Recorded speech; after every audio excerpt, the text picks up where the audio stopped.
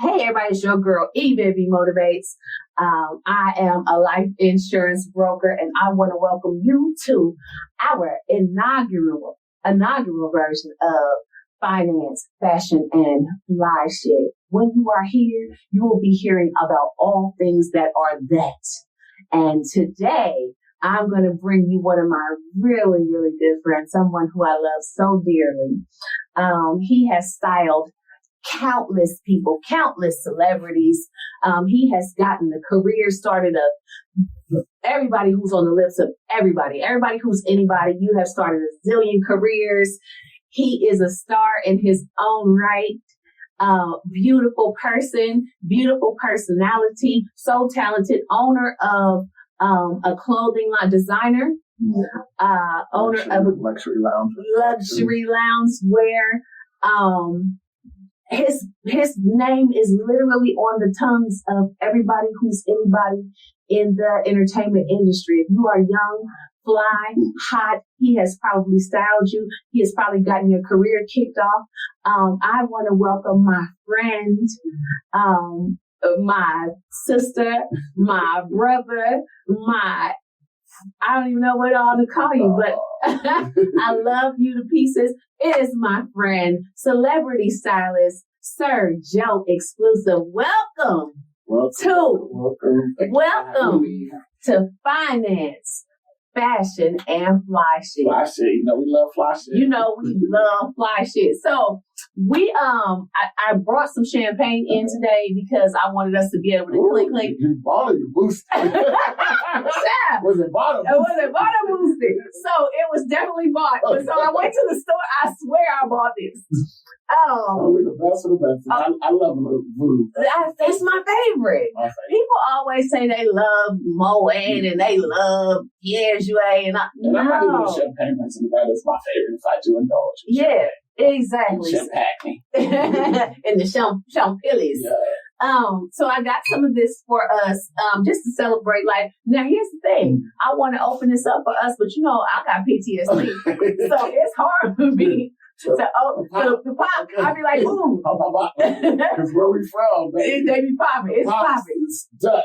Exactly. Duck and run. Stay in place. You can make it out. Run. But otherwise, under the table. Right. Listen, and we have been in plenty of situations where we have had to do both. Shootouts. That's another story. That's for another day. So I'm going to attempt. Now, the lady at the store, the reason why I was talking about boosting, because the lady left the alarm on the champagne. But listen, I got receipts, so don't play with me. So I'm gonna attempt to open this up. Let's do it.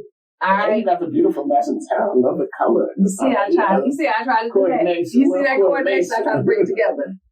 Ooh. Ooh. Oh my God. Ooh. Okay. Cheers. To the good life. To the good life. The fabulous life. The fabulous life.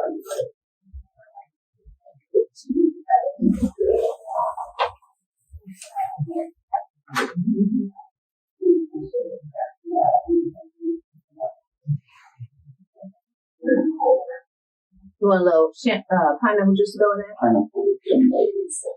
Okay, so we're going to add a little of that to that. Listen, if y'all have not had Trader Joe's pineapple juice, now Trader Joe's is not endorsing me in any form or fashion, but let me just tell you something. If you want the best pineapple juice in the whole wide entire world, Trader Joe's is unique. If you can't go get a pineapple and break it down your own self, let me tell you, you want that Trader Joe's pineapple juice because it is the one and not the two. All right, so let's get this party started. So one, here's what I want to say, and I know I didn't say this in the introduction, but you have done all kinds, to your credit. We are from the same place. You are the Bay Area's own, and not to mention that you are Richmond's finest. We are both from Richmond, California. So what we going to put this cheers to is to Richmond, California. Not Virginia. Not Richmond, Virginia. Richmond, California. Richmond, CA. Yes. So, cheers to Richmond. Cheers to the good life. What Cheers. bred us, what made us. Yo, we made took the show on the road. We took the show on the road, and we made it. Got away with it. Because most of the time they don't get away. Got away with it. To the good life. Good. Yeah, isn't it? I just love that. I love the pineapple, so perfect. Yes. So, film, TV, New York Fashion Week. I could go on and on and on. Tell me one thing. Okay, so first of all, because I get this all the time, so I'm going to ask you questions about the things that everybody wants to know about, and then I have a space where people have specific questions that they wanted to know from you. Okay? So, one, what do you identify as? That's a good question. I've actually been getting that a lot lately. Yeah. And the funny thing to me is that a lot of straight guys have been the one mostly asking me that. Right. Like men now, they're aware of what's going on in sexuality and roles and names and titles. And it's so funny, before I just walked in here, I was in the bathroom. Yeah. And I get this all the time when I'm in the bathroom. As soon as guys walk in the bathroom, they look at me and then they look at the door and then they walk out thinking they walked to the bathroom. Yeah, they're in the wrong place. And the funny thing is, I don't want to be a woman. I never want to be a woman. Yeah. I don't identify as a woman.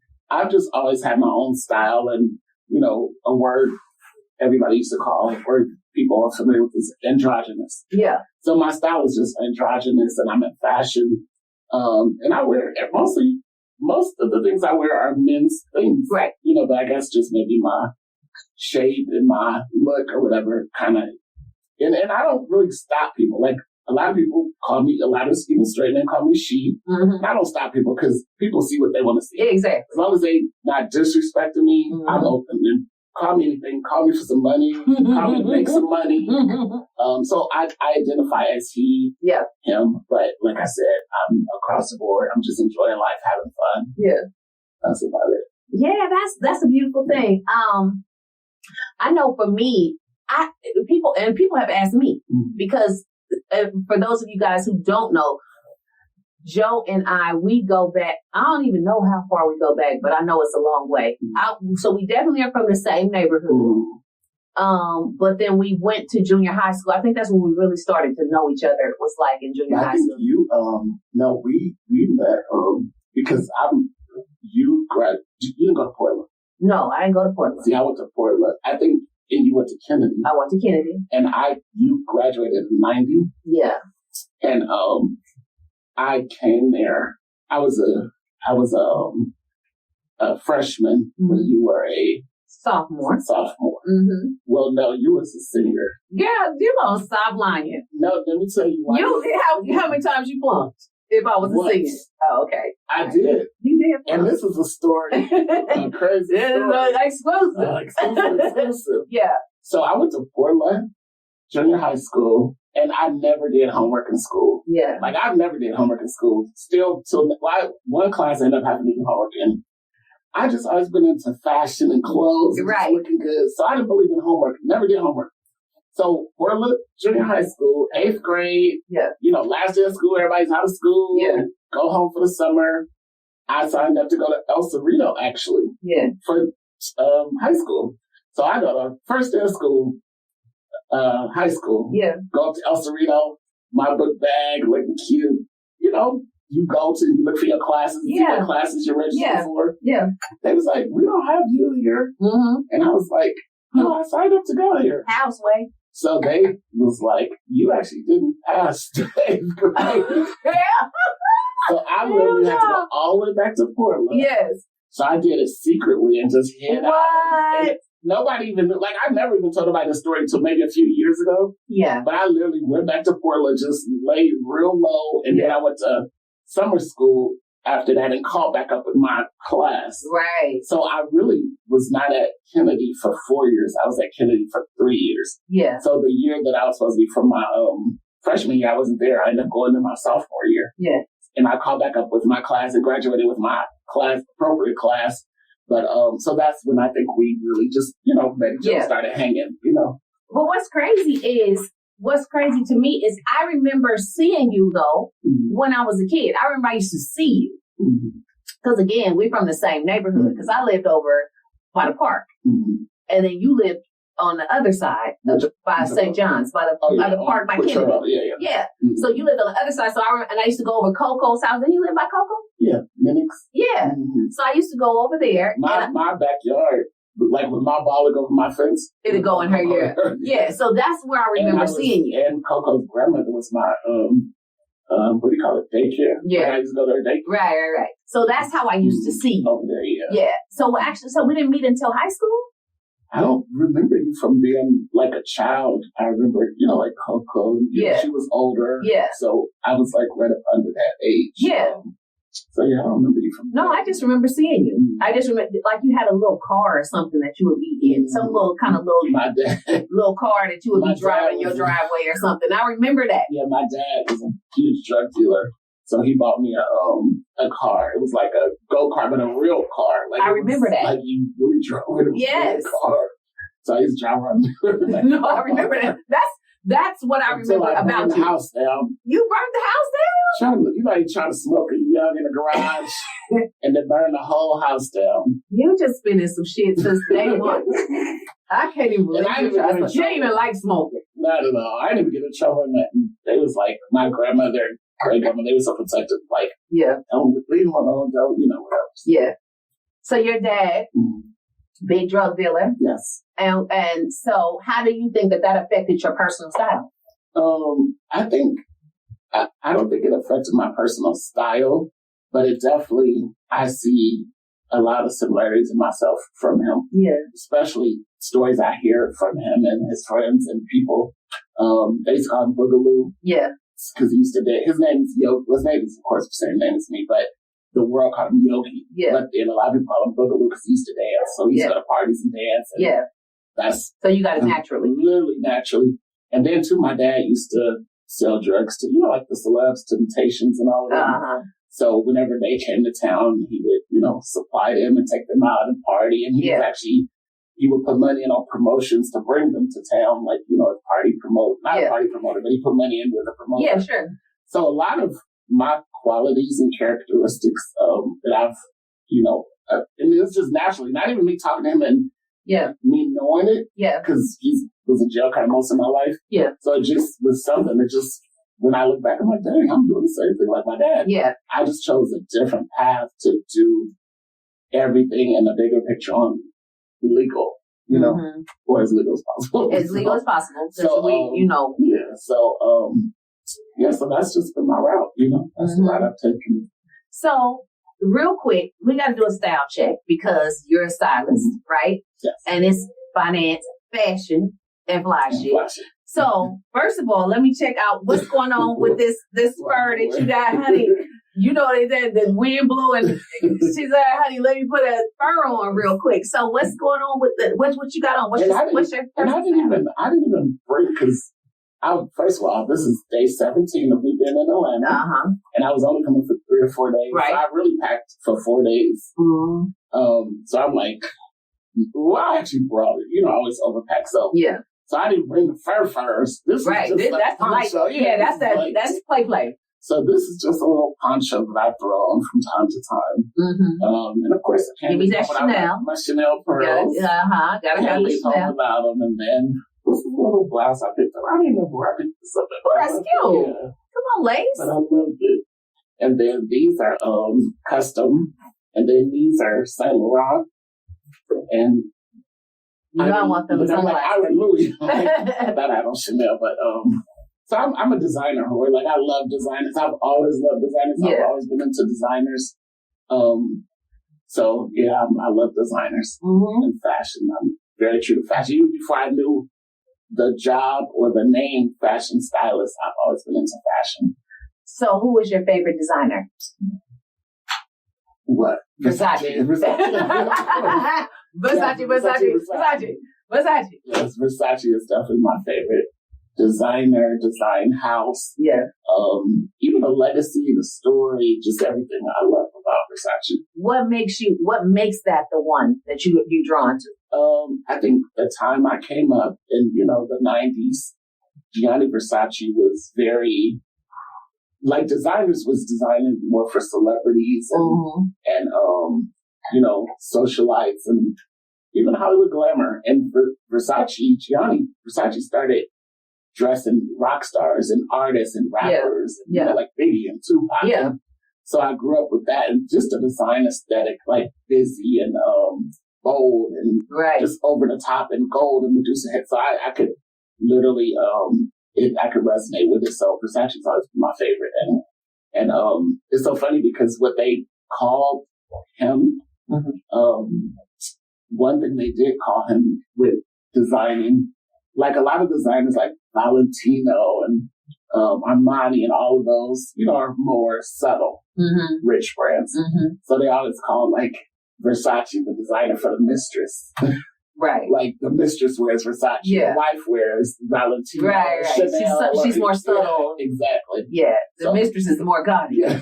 The mistress. She wants you to be, I want to be seen. Yes. Right. Versace. So yes. So when you're becoming, okay, how do I say this? So when you become inspired, right? What designers inspire you? You know what?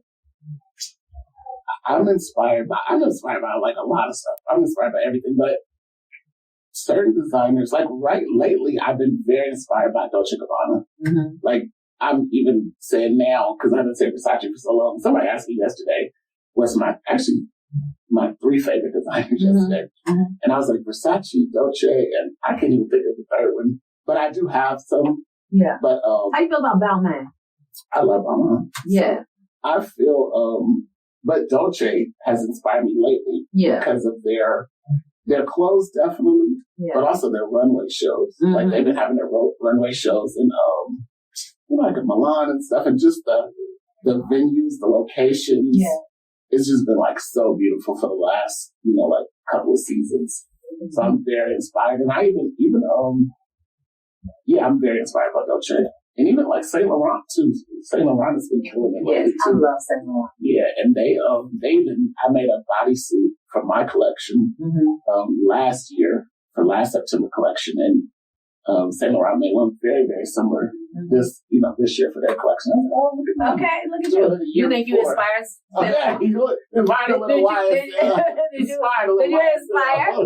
Okay. So let's take it there. So you have been how long have you been styling for? I started styling in 1990. I moved to LA in 1997, and literally, I was a hairstylist before moving to LA. Right. And I did hair when I first got to LA, and I was doing my first client was Kimora Lee Simmons. Yeah. So I was doing her hair, and then I met Eve, and I was a part of getting her signed and even creating her image. And remember, she didn't really have hair. Right. So when we ended up meeting DMX and getting the record deal and going to New York, I was thrown into really being a stylist because she really didn't have hair. She needed you. I'd already created her image in LA because I did a shoot and started taking her around town and introducing her to everybody's, artist, whatever, friend, artist, whatever. Yeah. And then Kimora, when I lived in LA, when I lived in the Bay Area, I was self-taught as a hairstylist. Like, I never went to school. I just literally, pointed in a hair salon and was like, okay, I want to work there. Got in there, learned as I was going. But let me tell y'all something. I'm a hustler. Yes, you are. Even doing hair, I never learned how to braid. I never learned how to do weave, nothing. Yeah. So moving to LA, and as soon as I moved to LA, I got in the biggest salon in LA. Yeah. So what salon was that? It was called Millennium. Oh, I worked in Millennium. Yeah. So when I worked there, that's the salon that Aaliyah's hairstylist, right? Makeup artists, and all that work. Eric Anthony, both of them. Yeah. So I worked there even before them. Yeah. So this is the biggest hair salon. Rest in peace to both of them. Yeah, yeah. Because they were amazing. And they were great. They were amazing. Two good friends. It was like, okay. And they probably had to go together because I don't think either one of them could have survived without each other. Yeah, I don't think so. Really good people. Yeah. So worked in the hair salon, and even with doing Kimora's hair, Kimora has so much hair. Right. So in the Bay Area, we do, I would say ghetto hairstyles back then. And LA is more natural. Back then, they didn't want perms. Right. They just wanted, I wanted to look natural. Yeah. But then they want to weave. Yeah. And I didn't know how to do weave, so I called back home to one of my friends, Boogie. Yeah. The world knows him as Dr. Boogie. Yeah, Dr. Boogie. And he's self-taught too. Shout out to Dr. Boogie. He didn't go to school or nothing either, but he learned how to do weaves and all of that. So I'm like, bitch, come to Hollywood. I got somebody here for you to do, which was Kamora Lee Simmons. Yeah. So then I started dressing her, and Boogie started doing her hair. Yeah. And then Eve kicked off super fast. Yeah.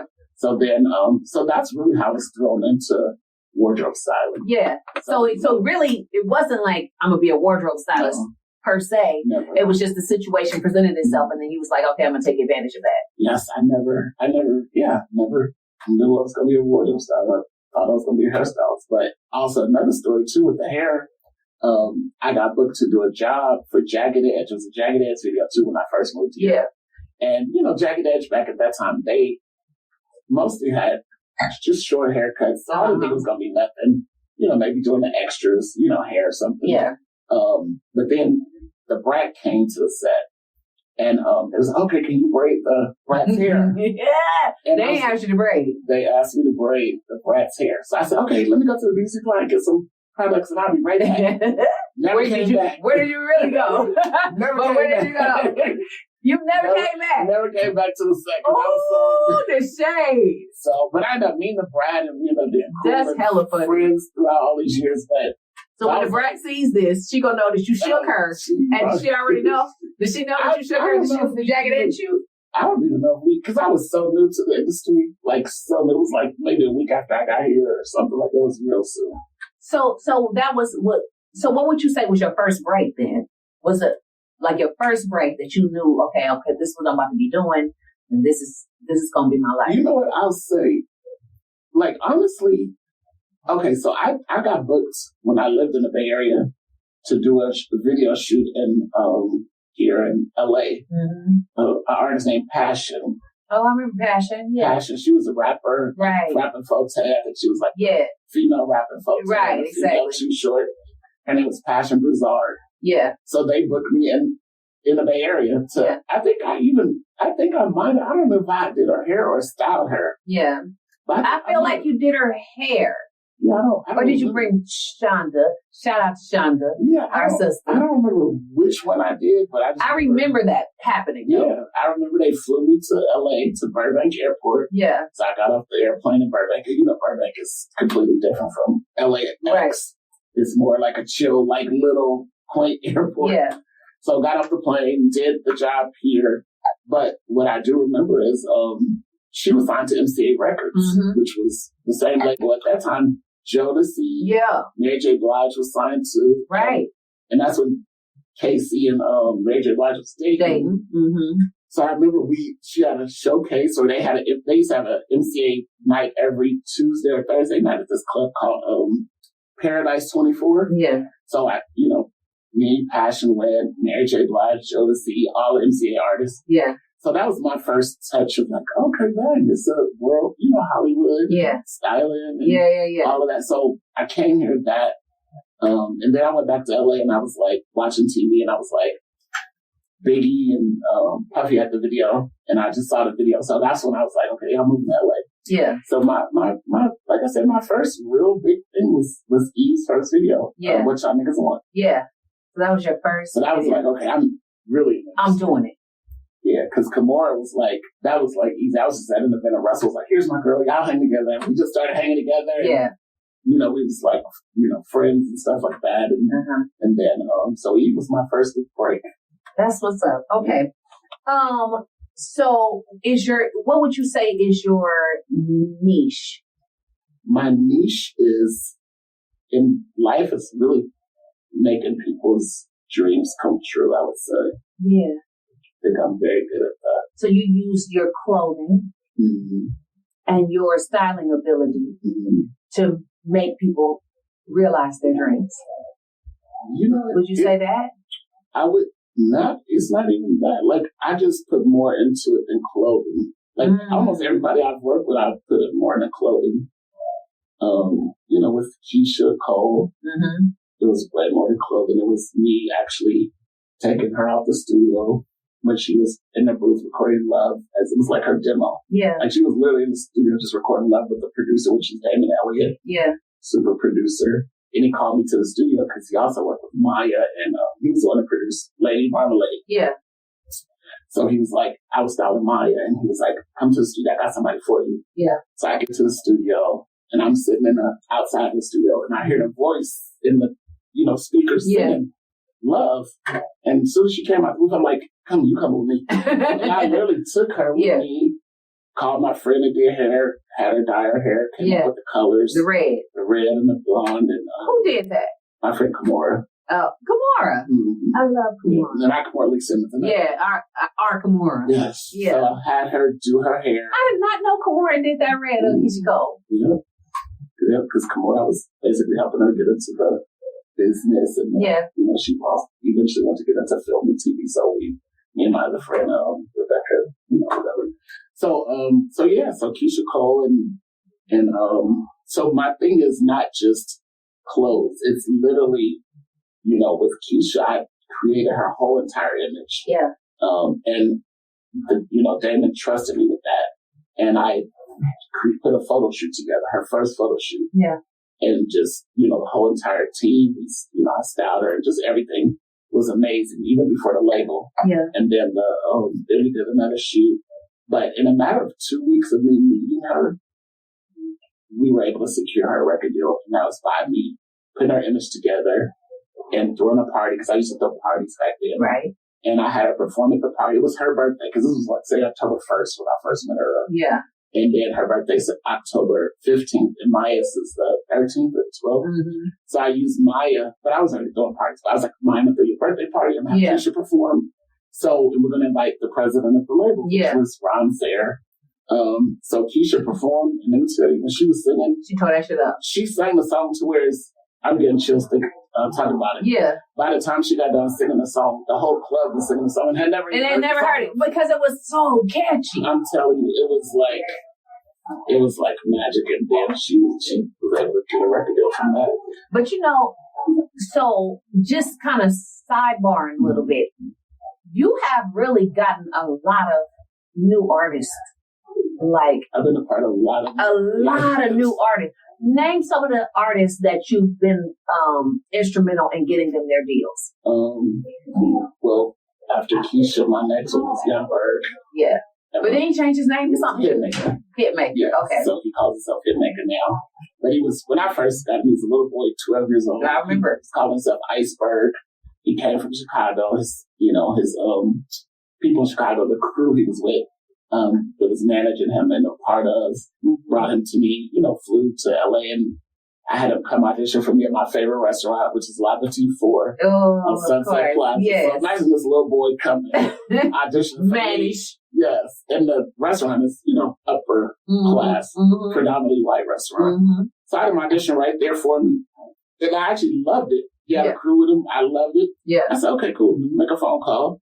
I literally made a phone call, called Kevin Lyles. Yeah. And I'm like, where you at? He's like, I'm here in LA. I'm over here filming a video. Yeah.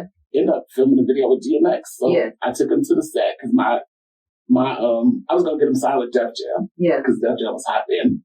But DMX was there. DMX was my friend too. So I took him to X first to let him hear him, to rap for him. And Swiss was there too, I think. Yeah. And this was actually the video with Aaliyah and DMX. Yeah. So he spit for DMX, and DMX was like, I'm going to sign you. He was like, I'm going to create. DMX didn't even have a record label. Yeah. He literally created a level bloodline to sign. Yeah. Iceberg. So he literally was like, offered us a deal right then and there. Yeah. Kevin Lyles didn't have a chance. So the deal was, of course, through, it ended up being through Def Jam bloodline. Mm-hmm. But I still took him to other labels too. I was like, you know what? DMX was his idol, so he wanted to go. Yeah, he wanted to go there. Yeah, so it was, but I still was like, okay, you know what? If I got this, that's fast. Let's take him to. So I took him to other labels and stuff, and ended up taking. You was creating a bit more. Yeah, basically, and ended up taking him to one of the labels was Rockefeller. Yeah. So we go to New York, go to Rockefeller, and we're in there playing the songs and the beats, and I can't remember who it was, but they were like, "This is Kanye, right?" And I didn't know at that time the producer that Young young girl I was working with from Chicago was like, because Kanye wasn't known then. So Jay-Z had just really got the beats from Kanye to start recording. So the producer that was working with them, he was working with, it's hip hop. So it's a field hip hop. This producer's name is Bug. So they heard the beats before, but they liked him rapping too. So we got deals offers from everywhere. Yeah. And, but it's so funny because I had knew Kanye before that too, separately. So, and actually that's a part of even Keisha. Yeah. Me getting Keisha. Because after I got Keisha signed, labels, they take their little minutes to do something with you. So I was like, we got to work with Kanye. So we got a Kanye beat. Yeah. And the label didn't want to go with the song first. I was like, no, trust me, he's about to be big. I said, we need to record this song and do this song. This needs to be first song. So then they ended up letting us do it, the song with Kanye. And Kanye, it was a blessing because... Which song was that? I changed my mind. I changed my mind. Yeah. So by the time we recorded it and got it, Kanye was now Kanye. So it was a blessing because then Kanye actually ended up taking Keisha on tour with him. And so it just fast-tracked what the label would have done normally. And then we met Manny around that time too, because Manny came way after she got signed and stuff like that. So so it was a blessing. So Manny has done the what's the movie? True to the Game. True to the Game. He was doing, wasn't he with Eve too at first? No. Who was Manny with? So Manny's start was, and there's a few, like all my stories, let me tell y'all something. I be blessed in so many ways. Facts. That almost everything I've done comes the same way, and almost every artist I got signed with Interscope. Yeah. And also. Like who? Like, Eve and Keisha. Yeah. So even I connected them together. And they had the song The Barbershop Soundtrack. Right. Remember that with the Vandross remake. Then too, connecting Keisha with Kanye. Like I introduced them together one night we was in a club. Me and Keisha was in a club. We bumped into Kanye. That's when he first came out. And he had his backpack and his polo. Right. So it's so funny because when he first seen me, I was a little standoffish. Yeah. And I'm like, nigga, you trying to, because I think he really was going through the thing of his style was different. Yeah. And he didn't want people to think he was gay. But I remember this happening because I remember him being like, I'm with The Rock now. So he was like kind of trying to be standoffish, like he didn't want people to think he was gay from being around you. Yeah. So then it broke the ice, because I've known him before. Like, I've known him when he didn't have money about chicken. Yeah. And that's through Ola. Yeah. Ola. Through another that was the money man at the time. Through another artist that I worked with from Chicago because I was in the studio when Kanye said his first, yes. Yeah. I was in the studio when Kanye said his first rap in this, Malik Yousef. Shout out Malik Yousef. Shout out to Malik. Yeah. And he was like, everybody didn't take him seriously. Like, he was like, no, just, stick to producing. Yeah. But his rap, but he was such a good rapper. But nobody had really heard it. Yeah. It was so new. Like, even for me, I remember the rap word for word. Yeah. And I was like, this is hot. Like, I was like, this is hot. Right. It was like, you doing hot shit. He was like, face like Nia, body like Aaliyah, the black Jennifer Lopez, ghetto senorita. Like, he was, like, I love the verse. Yeah. So Malik was a poet that we helped and worked with him to turn his music from poetry into like rap and spoken word. Yeah. And Common was, Common. So this particular song, Common, ended up being on. Kanye ended up being on. It was Malik Yousef's song. So Malik did the poetry from Love Jones. I don't know. He did do some of that poetry. Okay, Love Jones. Yeah, I know he's done every one of Kanye's albums he's been on. Yeah, exactly. Poetry and stuff like that.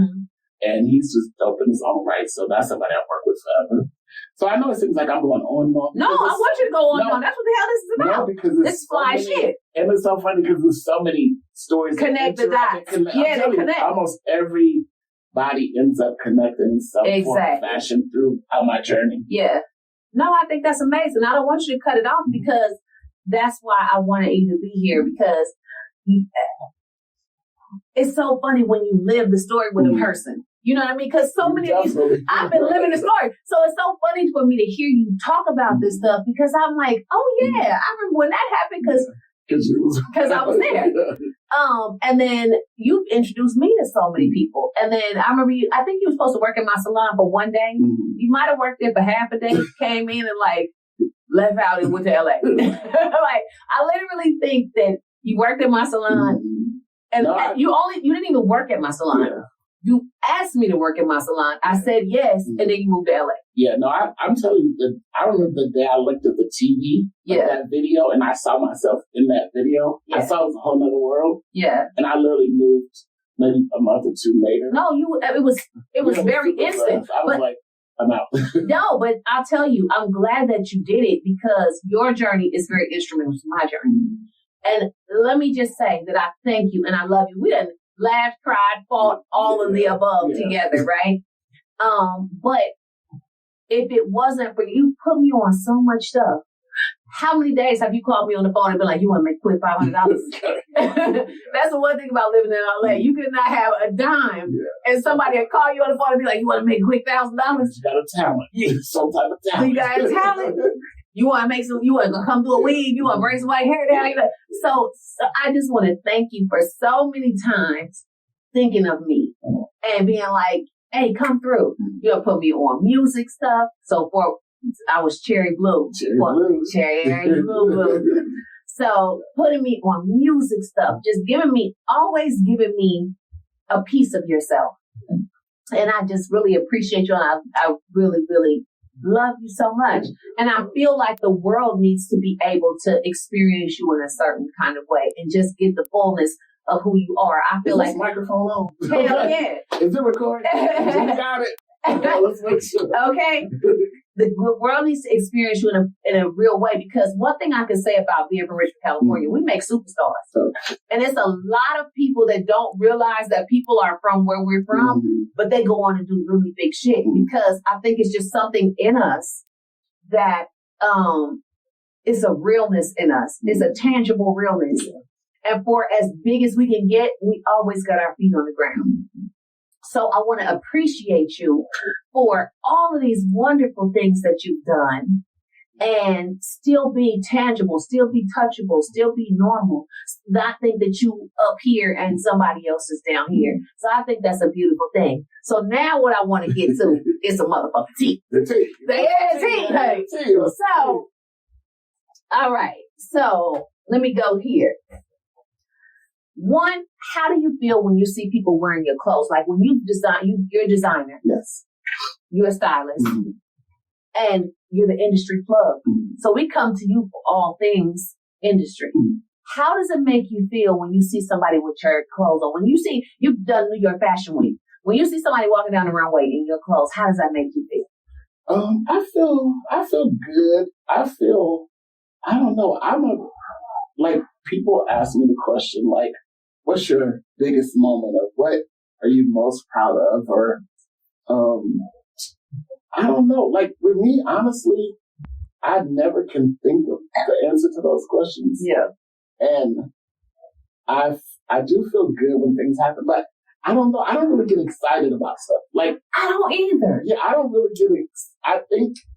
But do you have the feeling? Hold on, I hate to cut you off, but don't you have the feeling like you can do anything? I don't know if I feel like I could do anything, but I actually almost do anything to it. It's like it's no big deal. Like I just like the other day I did a fashion show here. I did 2 fashion shows here last week. Yeah, and the lady, she was from New York and she came in to put the show together for the team here in Atlanta, and she was like, you were so easy to work with because you literally came in, did everything. Came in and got there first. I think I actually did get there first. After all this experience, all these celebrities, all these years. And she probably thought it was going to be the most difficult. Yeah, exactly. But I got there and put everything to where I was done. And so it's almost like everything I do is so easy because I don't know. I think my mind is just, when I turn on that zone and that mode of getting something done, it just happens. Yeah. So I've been very blessed to have that in me, that I guess drive in me and ambition and know-how. So So a lot of things don't get me excited. I'm ready to be excited about something. So, I think my because I have a very bigger picture that I want in life. Like what? So I think that would make me excited. What's the bigger picture? I've done all of this and not knowing but my bigger picture is I want to create a company like LVMH, which stands for Louis Vuitton, Moet Hennessy. Mm-hmm. And that's a corporate conglomerate that, owns fashion brands. They, partners with fashion brands, beauty, luxury goods, champagnes, hotels, liquor. Sure. So my goal is to create a Black-owned type LVMH and, have like-minded partners. Yeah. We all are on the board and we're all owners. And so I want to really help Black designers and Black creatives to start, manage, market, advertise their brands and, just to give that structure to Black designers and people, because white brands have had it for years, like Gucci, Louis Vuitton, all that. Those are brands that are started by like houses or families. Yeah, sure. But they would never have sustained all these years had they not had the backing of the big corporate conglomerate. Because we as Black people make all these brands so right now we were into Prada, so Prada's hot right now. Yeah. Prada's opening more stores. Yeah. Because sometimes when designers are down, they close the stores and they're not hot right now, like Dior, Prada. But then when we start wearing it, we say it's hot, then all the stores are back open. Yeah. So these are the corporate conglomerate LVMH still sustains those brands when they're down. So now let's 1 second. Now I want to address what you're saying because now we're talking finance. Yes. And that's my lane. That's why, finance is one of the reasons I'm here sitting in this office today. And it's the reason you're here sitting in this office today. Because one of the reasons I even joined the Gathering Spot, not the main reason, but one reason is I like the direction they're going. Gathering Spot is Black-owned and operated. And one of our schoolmates. Yes, one of our... Ryan Glover. So Ryan Glover, he went to school with you, and he went to school with me, but he graduated. Right. You or your No, he's like 2 years old. 2 years, yeah. So we all went to Kennedy, same school. Yeah. He came to Atlanta years ago, and now he is, he started a company called Greenwood, which is the Black Banking Institution. Yeah. So they just acquired Gathering Spot, which is a place we're in right now. Great. So, he's on the financial thing. He's on finance and banking and Black banking. Yes. Gathering Spot, they're on, Black excellence and networking and providing avenues and also venues. Workspace. All around the world. Yeah. So for me, they're doing all that and doing a few more things too. Sure. So for me, I'm like, I want my place. And, I'm just like, maybe these guys, we can all work together. Absolutely. To create the fashion part of the finance and to create this whole big company and stuff like that. So I've talked to like different people like Damon John about it. Mm-hmm. He's owner of Food and Shark Tank and all that. So he's the person I see being able to be a part of it and a few other people. So for me, finance is very important in fashion because without finance, you can't. Even me, I fund my own fashion line. Yeah. And my fashion line, my luxury loungewear collection is expensive. It's expensive to make.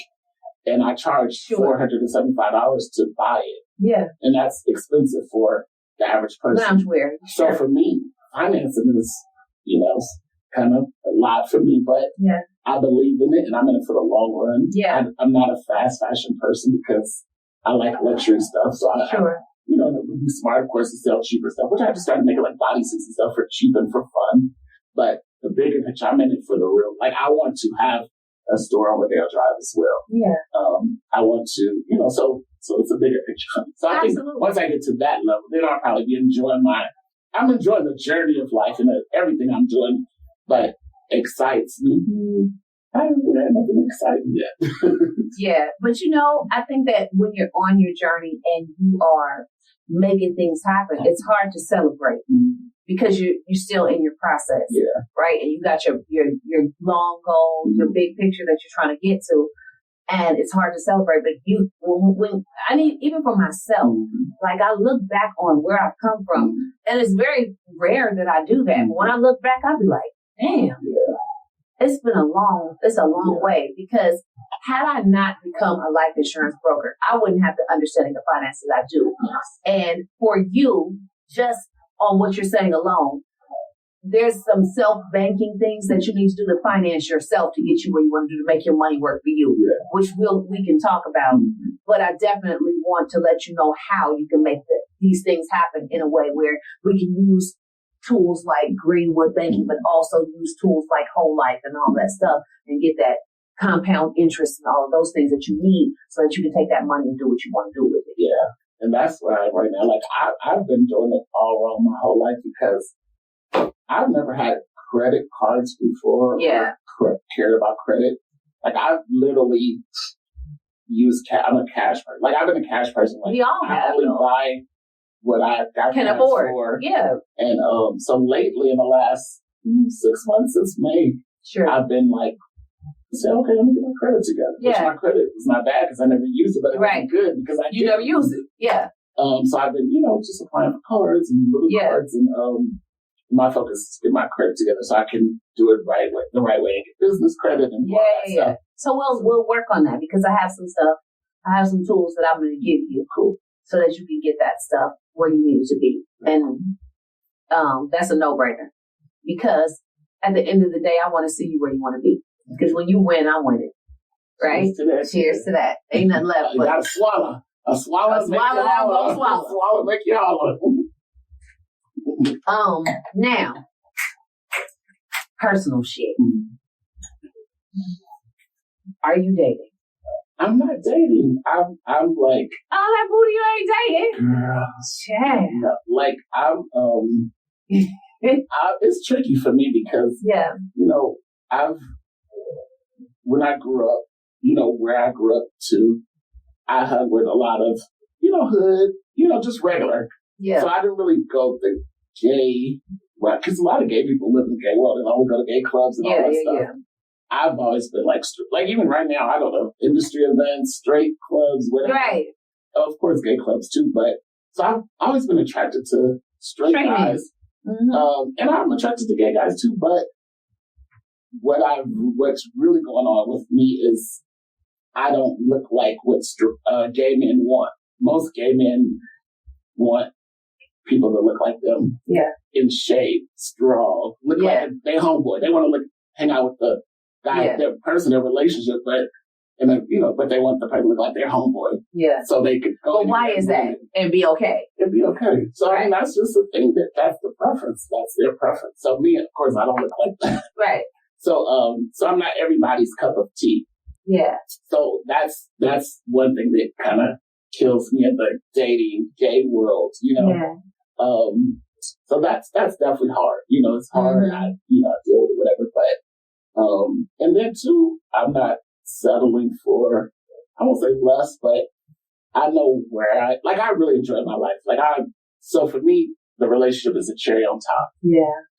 So I'm just waiting for the right person that can, do what I do and enjoy life and have fun and, afford to do what I do. And, because we ain't doing no scrubs and no brocos. No. And I've done that before.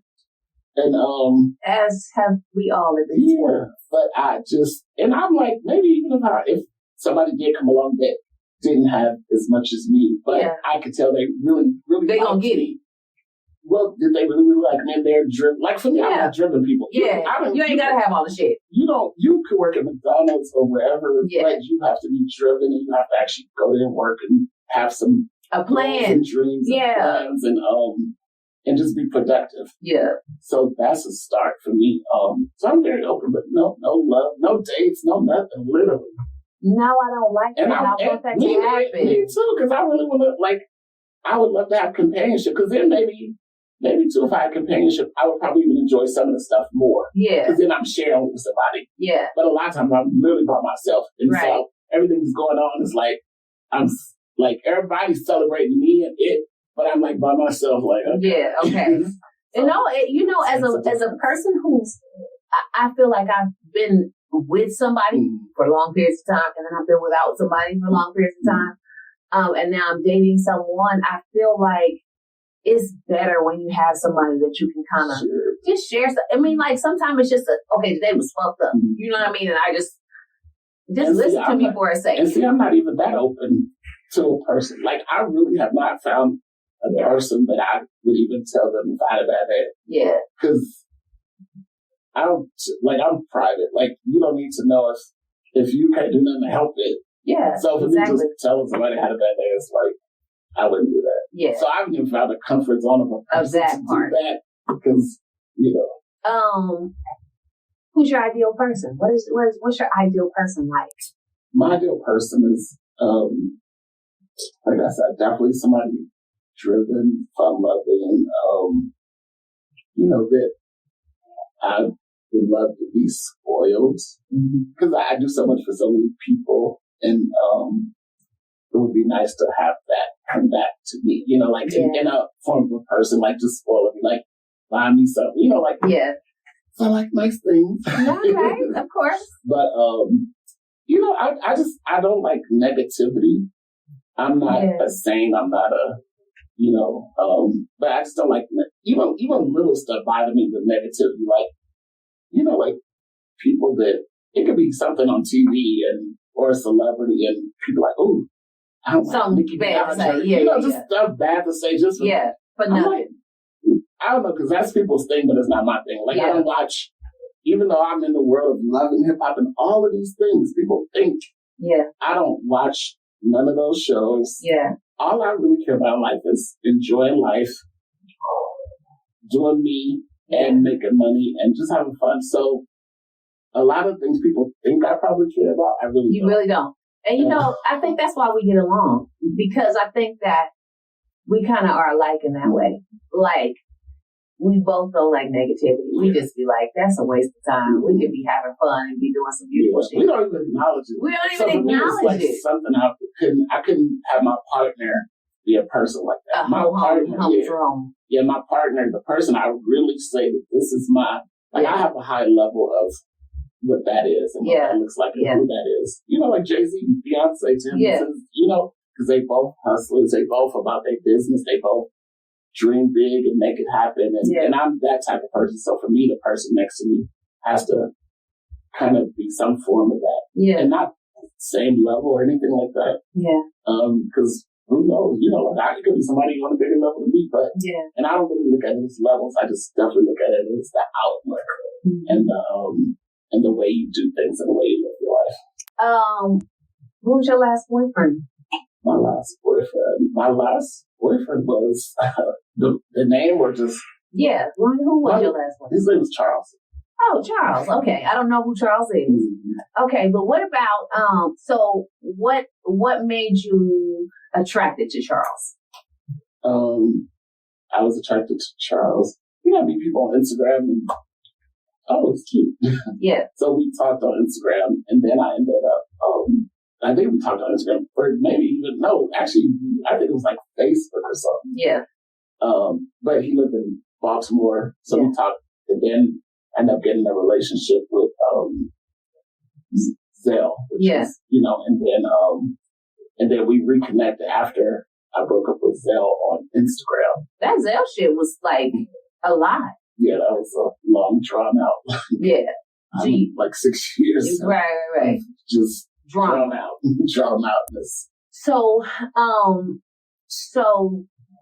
moving forward, does it matter if your partner is straight, gay? Does it matter? It doesn't matter to me it really doesn't matter to me because I can be private. Mm-hmm. Like I can be private because I am already private. Yep.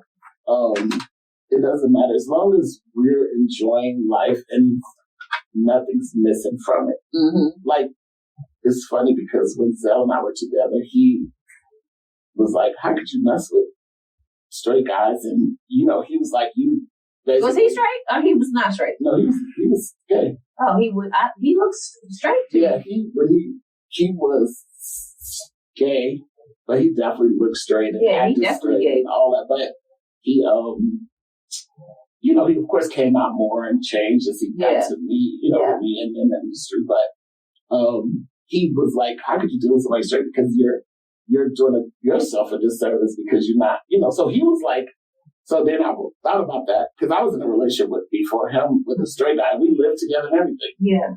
And my friends knew. Yeah. His friends didn't know. They thought I was his manager.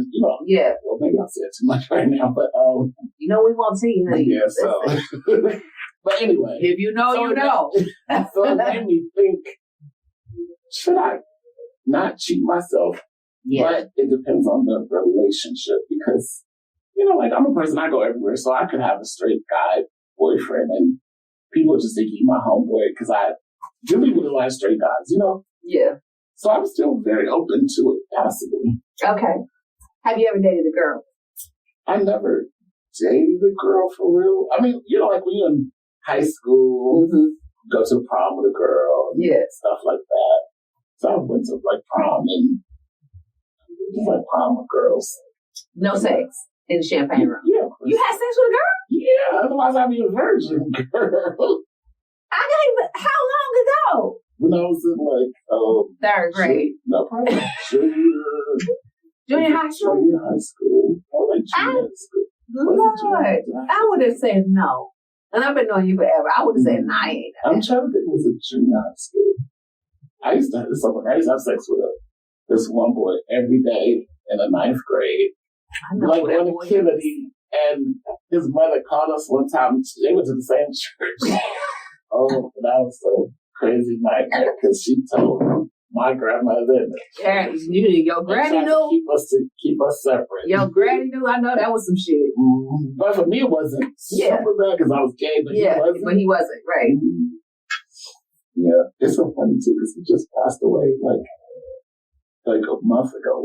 I'm not gonna ask his name, but I'm gonna ask his name later because in my mind I was thinking somebody that you ain't talking about. Okay. Have you ever had a sneaky link with one of your friends' boyfriends? Your girl friends' boyfriends? I've had sneaky links with guys that my friends mess with after me.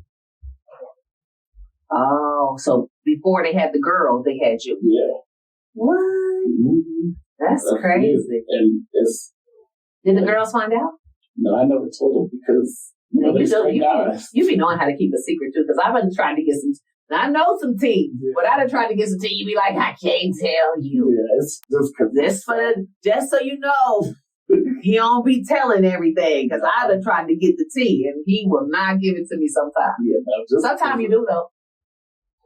Oh, you know what? So one person I would say that me and my friend met.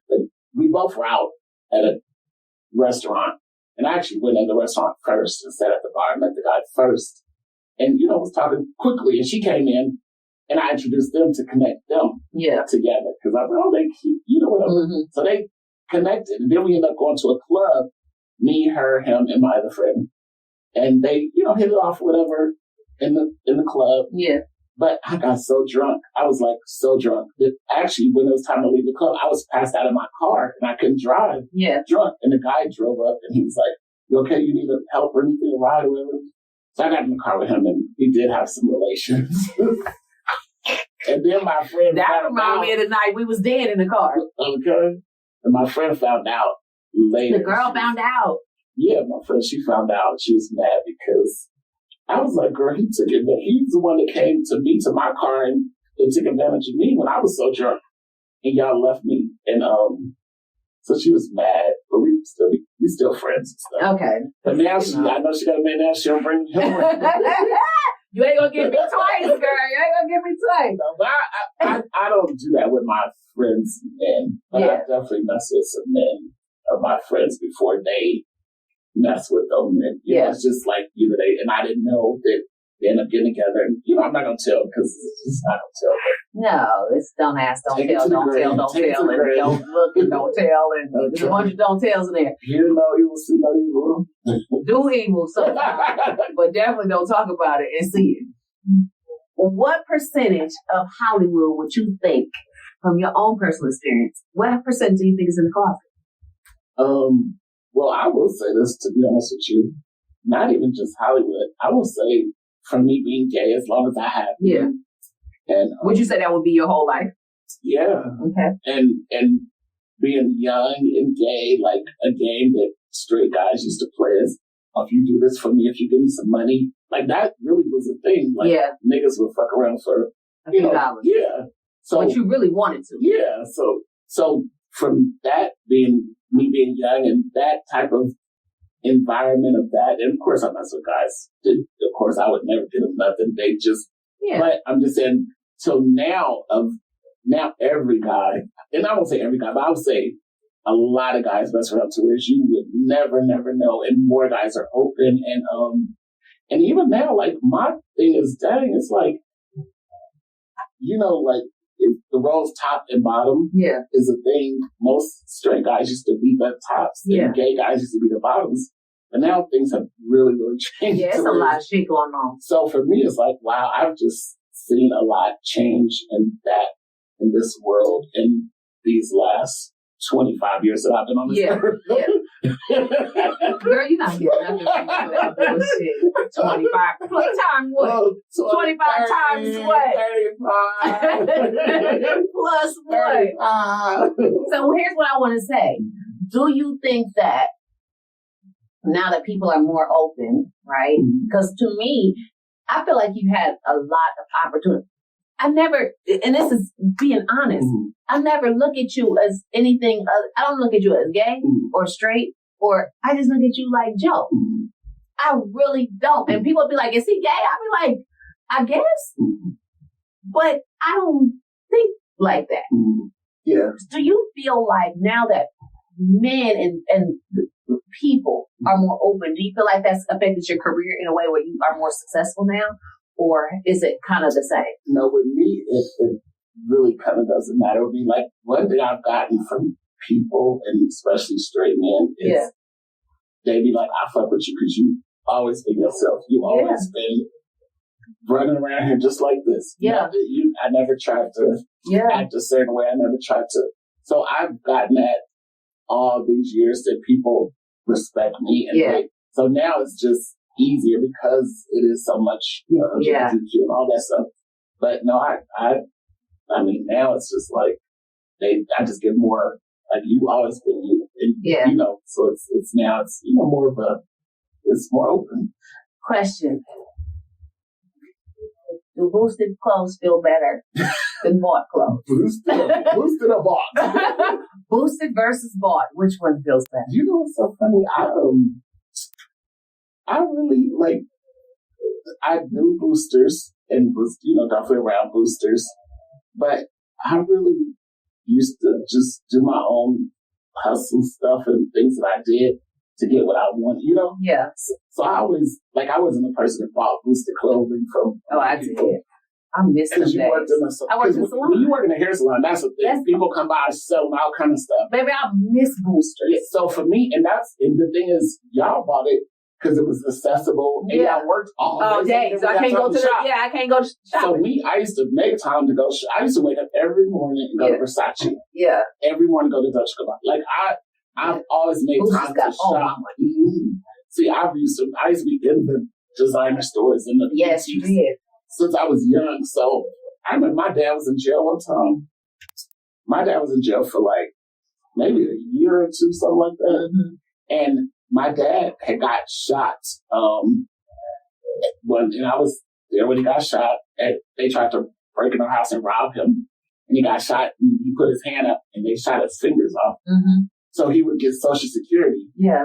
So my dad was in jail. He's like, okay, get my Social Security checks and stack them up, cash them, stack them up and save until I get out of jail. Yeah. I was cashing them checks because we had the same name. Right. That's me. I was cashing them checks every month and just going shopping, buy all type of designer. Because I'm like, what your daddy do when he got out of jail? I was like, okay, I gotta go get the money. And he was so mad. He wanted to kill me and my great aunt, Miss Bowles. She was like, leave that boy alone. Don't. So he didn't even get to whip me or I never got I don't even know if I ever got a well, you didn't get one. Or my mom. You ain't got no one. Yeah, so she was like, leave him alone. Da, da, da, da. She protected me and then it just went away. But I was definitely wrong for that because it made it harder for him getting out of jail to get back on the scene. But he was a drug dealer, so he got back on the scene. But for me, I was in, that was when I was in high school, and I wanted all fashions, and so I was having that whole Social Security check shopping every grown money. You had grown money shopping and going buying designer and all that. So yeah, that is so crazy. Let's see. Okay, here's the question. So we're gonna get to what the people want to know. And I have polled various people. I am interviewing Sergio Exclusive. Do you know him? What would you like to ask him? So, let's see what the people want to know. Let's see what the people want to know. So, one question is, what clothing items or styles do you think the planet is better off without? Clothing items or styles. What can be disappeared off the face of the earth as far as fashion and clothing items? Let's see. Let me think. What is something I could disappear? I'm trying to think something I don't know. Fashion. My first, I was going to say like Birkenstocks or something. I was going to say that too. I hate them ugly ass shoes everybody been wearing and trying to make them like, they cute. Yeah, Birkenstocks. What else is something that can disappear? Oh, come back to that one. Okay. What does it take to do your job?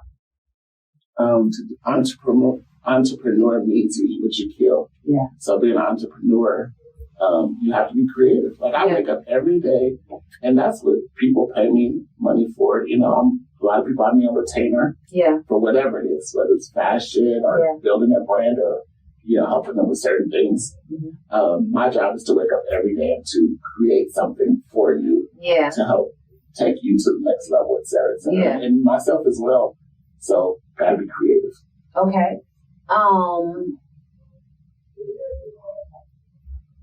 What is the best part about being in the limelight? And what's the worst part about being in the limelight?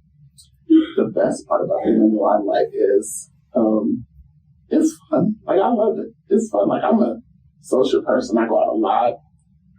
It's a lot of fun. It's a lot of,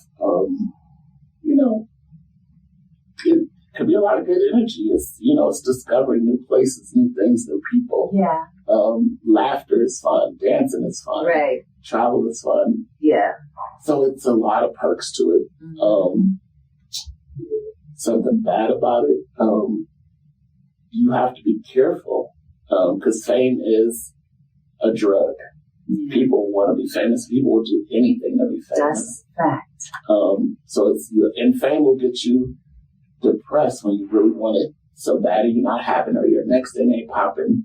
So that's why, like, even with me, with styling, I've never even went after people like, I want to style you. Yeah. I've never went after not one person like, I want to style you, Like, people call me all the time and like, oh, you want to style this person? Or they could be like, such and such is styling them. And most stylists will pay, I'll style them.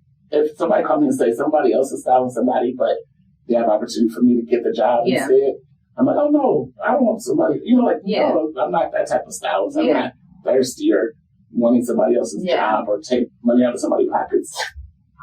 So fame and all that is definitely, and then there's other things that come with it, drugs and like, you gotta stay away from drugs and all the things that, fame offers.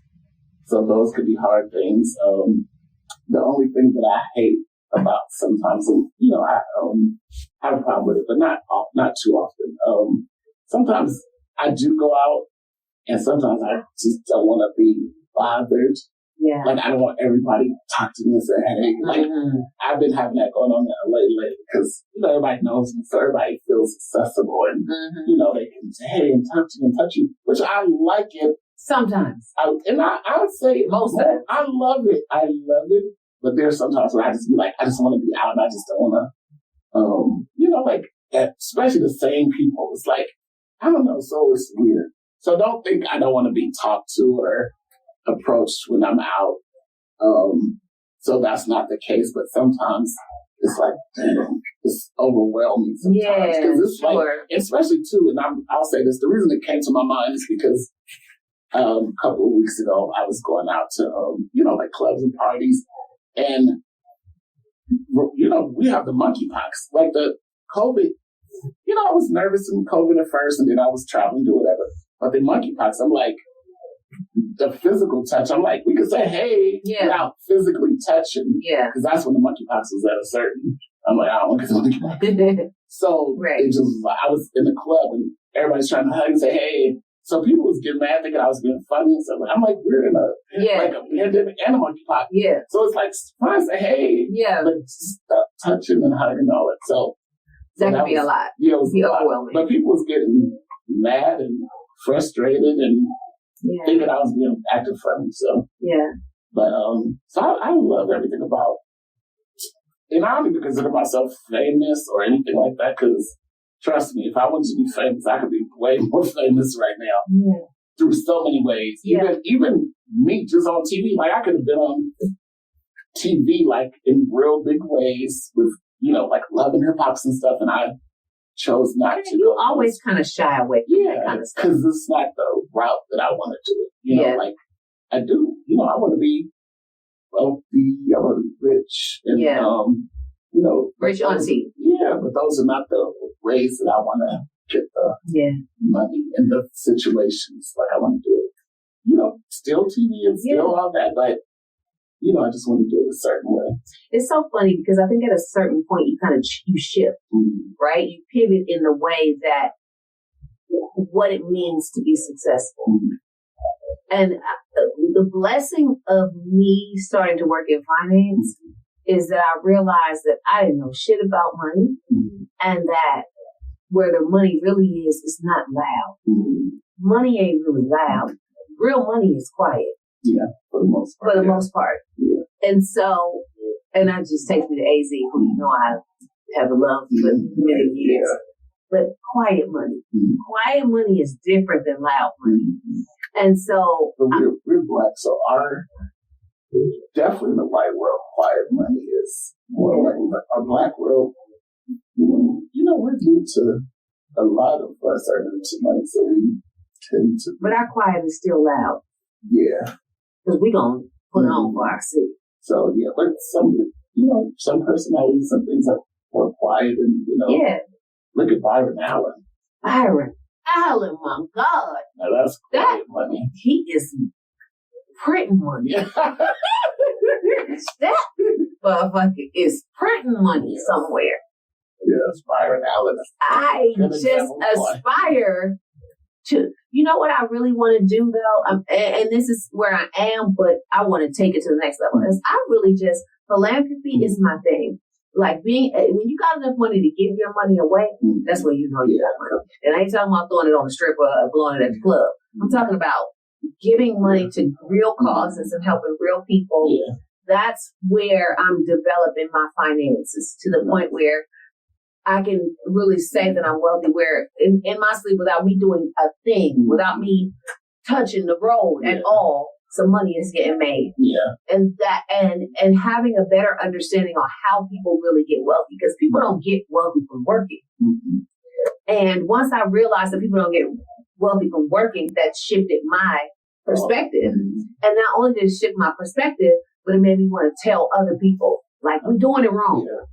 You know what I mean? Most wealthy people have their charities, and their charities, all they do are socialites, and they go, and I'm giving you $150,000 for your charity. I'm a patron of the arts. Yes, and then that's a tax write-off. Yeah. And then the same people, then they come over to your charity, and they're giving you $250,000 for you. So it's just social money going around for a good cause. A lot of people doing it for the cause, and really white people, wealthy people doing it just because that's the way to create wealth and to have wealth. And it's tax deductible. It's all the stuff. But money is currency. Yes. So that's the thing that I had to learn, because in my lifetime, I've definitely been holding on. Like there's been a time in my life where I was holding on to the money. But what I realized is the more that I give away and the more generous I am and the more free I am with it, the more it comes back to me and it allows me to do the things I really want to do with it, because it's just a tool to your happiness. Yeah. It's a tool. It's not the happiness. It's the tool to get to the happiness. Like Puffy and Mason, they say, the more money we come across, the more problems we see. I changed the words years ago, and I never said that. I always said the more money we come across, the more money we see. That's right. That's it. Words. I like that shit. Spend, the more money I see. And it's real talk. That's really how I think now. I'll be like, should I buy this bag? It's $6,000 or whatever. Be like, let me just go and buy the bag. The money will come back. As soon as you get home, the phone ringing for some money. $6,000. Yeah. Ain't that crazy? Mm-hmm. But I'm looking at the car, man. I'm on the phone now. Money on the line. Money on the wood make the game go good. Okay. So I have a question from one of my dear people, Lavi, who is in our studio audience right now. Hey. Lavi, where you at? Hey, what's up? He said, what mind frame did you have to adapt to build a successful creative empire? You know what I'll say? And I still don't have that mind frame, unfortunately, of one thing. I'm so passionate about things and people especially that I take stuff personally because I invest a lot in people.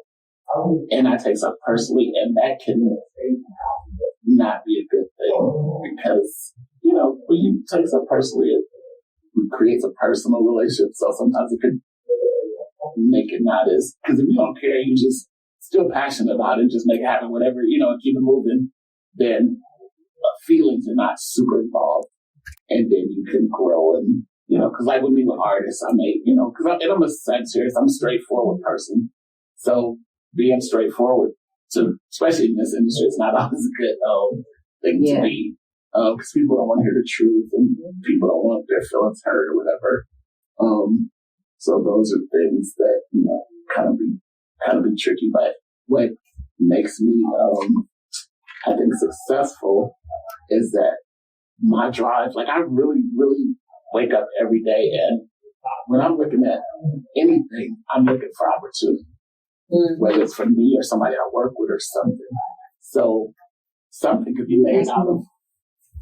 No. Go ahead, baby. I'm sorry. Something can be made out of nothing. Just always remember, something can be made out of nothing. Like, you know, something can be made out of nothing. Always be creative. Always make something happen for yourself. Even if you work a regular job, make sure when you get home that you're creating something for your own business or what you're doing or you know, to move forward. That's always very, very important. And I've noticed too in this business, if you keep going and be consistent, it will eventually happen. Whatever it is you want. The minute you quit and stop, it's not going to happen. But if you keep going and they take some time and they, like me, I moved from my home city and I never went back home. Not even one time. I've never even been back home for more than a week ever. Yeah. And in 25 years, never went back home. It was nothing to go back for. It was no other option. I was like, I'm going to make it, whatever making it was or whatever. And so I've lived my whole entire life in a dream. So I've never had a job either. Like I've never had one job in my life. I never applied for a job. I never got a job. She seen me. Like I literally went to a hair salon and said, let me in here and do hair and did hair. And came to LA and went to the biggest, flyest hair salon and was like, let me in here. And even here, this club right here that we're in right now, I went there and they catered to me like it's my club in LA. Like I just believe, I think in myself, and I think I try to think about, because let me tell you, I go any Hollywood. She was in Hollywood when I first came. I didn't know nobody there. I didn't know not one person in Hollywood. Yeah. And I just made up my name and just went around town, and the energy, I guess, my mindset and things, just everything just. Well, what's not to love though? When you meet a person, I don't care who that person is. When a person is solid in their commitment to themselves, that I don't give a fuck attitude. I really don't care what you think about me. This is me. You're either going to love it or you're going to hate it. And most of the time, because people aren't brave enough to do it, they're going to hate it if they're not brave enough to do it. But if they are brave enough, or if they admire it the right way, they're going to love you for it. I remember you walking down the street in like the Freddie Jackson Rock Me the Night sleeves that was see-through. And it had the little blazer and the little, remember with the pants, with the see-through pants. And I would be like, look at this. I just always been like in my own, but to a certain extent. It was, now we ain't talking about this new LGBTQ time frame. We talking about a time frame when this shit wasn't popular. First of all, walking down the street wasn't even safe. And somebody could have jumped out and beat your ass. Or killed me. Or killed you or anything. And you did not give a shit. I was everywhere. All the time. Didn't care. Hair, banana peel curls. So my thing. And by myself. And by yourself. So for me, I always have respected you for that. Oh, it probably comes from like my dad. My middle name. My dad said it means fearless warrior. What's your middle name? Kenyatta. Oh yeah. And I'm like, maybe it really just got. Maybe you really are a fearless warrior. No, you really are fearless. I'm telling you, that was a time where people was getting killed and gay bashed and all that stuff.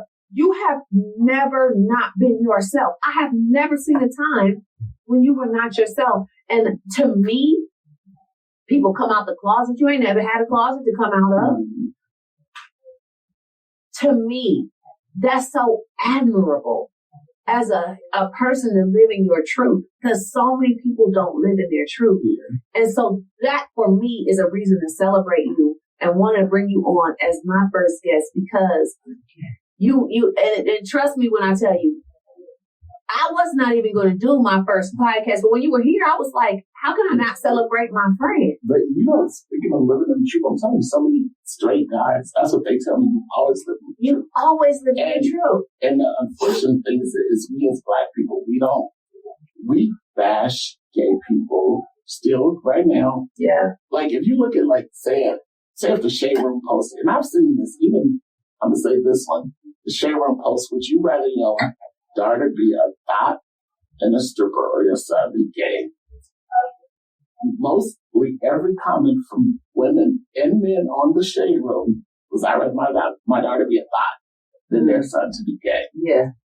So all women and people, their best friend is always gay, and my hairstylist is, but how Black people and women really feel about gay people is not always positive. Yeah. No matter how they seem and act like they're. Yeah. So the reality is that Black men can't live in their truth. They can't live in their truth. Because of the way Black people and women as well won't let them. Yeah. They look frowned down upon gay. Yeah.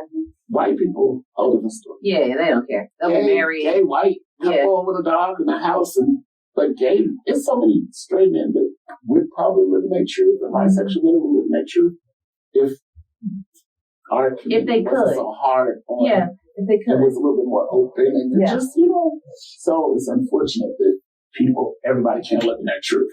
I think that too, people worry about people who don't have no right to judge you are thinking. First of all, you're not fucking perfect. You can't judge nobody. Whatever somebody got to deal with between them and their God ain't got nothing to do with you. Whatever struggles and whatever a person has to go through, it's not your business. You can have your opinion about whatever you have your opinion about, but it's not your life. It's not your business. And I think it doesn't allow. Yeah, we so far gone. Our culture and community is like, we tear each other down. It's just, bad, unfortunately. Yeah. But thank you for appreciating me for living in mine. No, I definitely do. Yeah, I've even had where when I moved to Hollywood, an agent, which I've never had an agent in my world. Most stylists have an agent, a manager, some person that gets them work or does stuff for them. I've never had any of that. Because one time, in particular time, that agent that I met with, she was like, okay, so this is what you're going to have to do. You got to tone it down, you got to dress like that. And I was like, girl, bye. Absolutely not. Yeah, girl, bye. Thank you, but no, thank you. No. Because in the reality, she wasn't saying anything wrong. Yeah.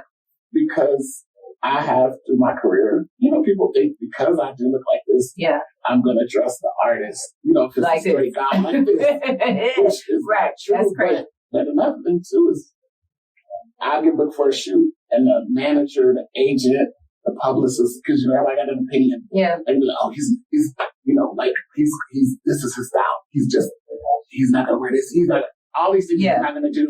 So I always bring what's true to the artist, what's and then I always bring some highlight pieces that I think makes them a superstar. Yeah. And the male artist always goes to highlight pieces. Every make time, them a superstar. Like, give me that shit. I'm telling you, when I say every time, I mean every time. I already know who don't want to be a star.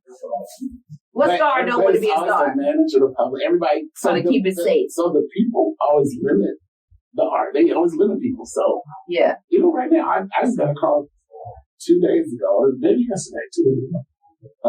My friend, she's a publicist, and she was like, I have an artist that I'm looking for a stylist for in Atlanta. Yeah, I was like, I'm still here in Atlanta, and she was like, okay, well, send me a list of a few stylists so I can present to the label to possibly pick them stylist for Atlanta or whatever. So I said, well, bitch, I'm going to present myself. Because creative director and stylist. Yeah.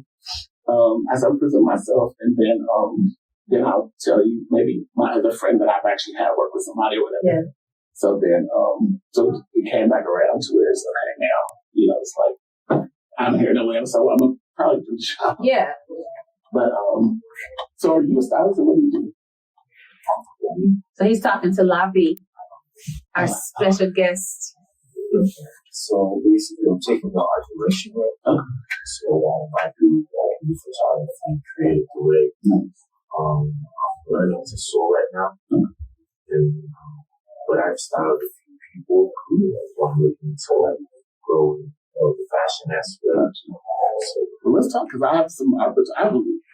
Since I've been here, I have a lot of things going on right now, so I'm very, very open, because this opportunity that came back around, so I'm very, very open. So Lavi just got the plug. You heard it's right here. You heard it on Finance, Fashion, and Fly shit. Mm-hmm. Show exclusive, Lavi together.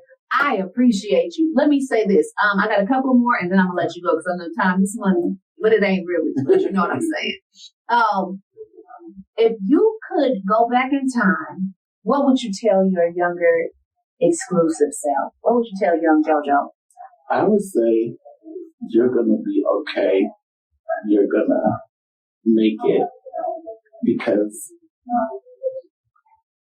one prayer that I would say, tell them to pray the prayer that I actually say every day is, make God, your will be done, not my will. So by me doing that, and where I am now, because you've seen me, I've been an entrepreneur and never having a job.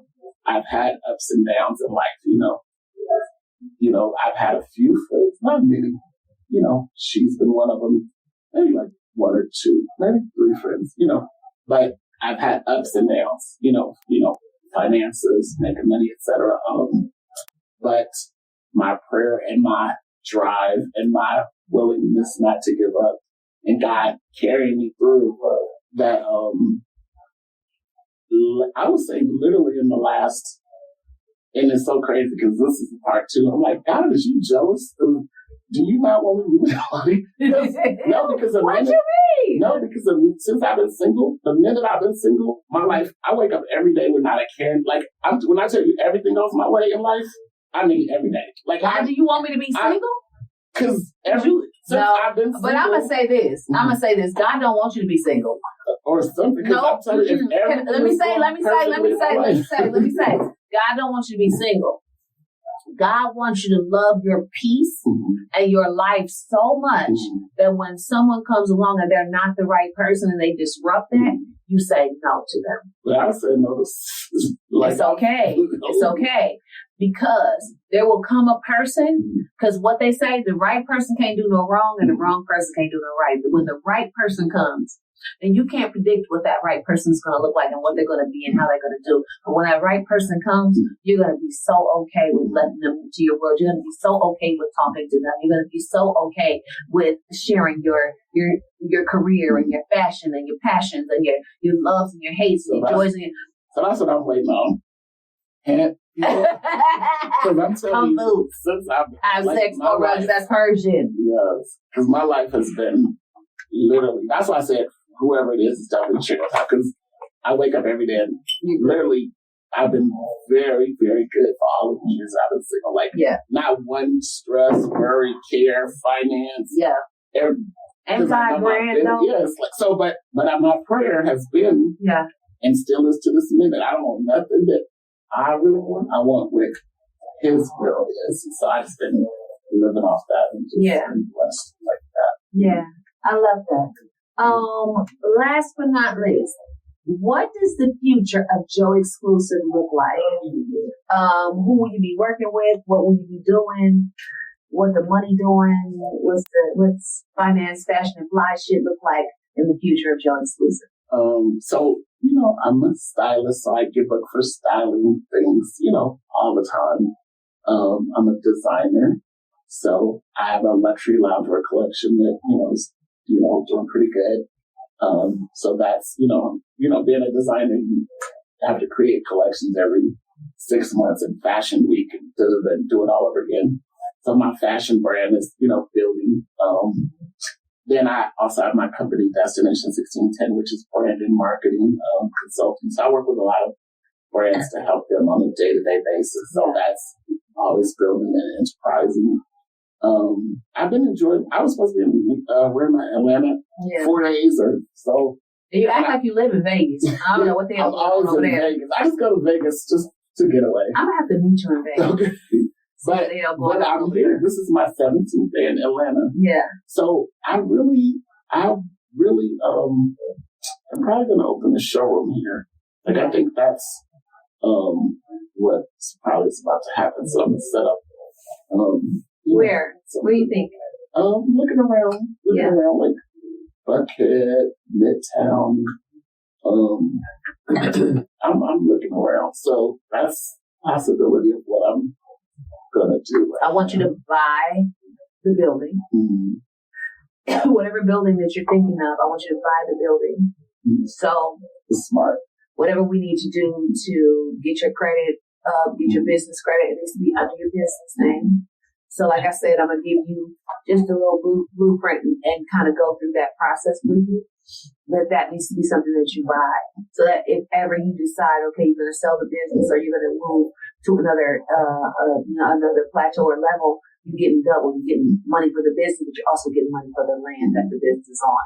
So that needs to happen that way. I'll show you something. It's so funny because this is something you might be interested in because it's a building. They selling the building and the whole business, which is I just like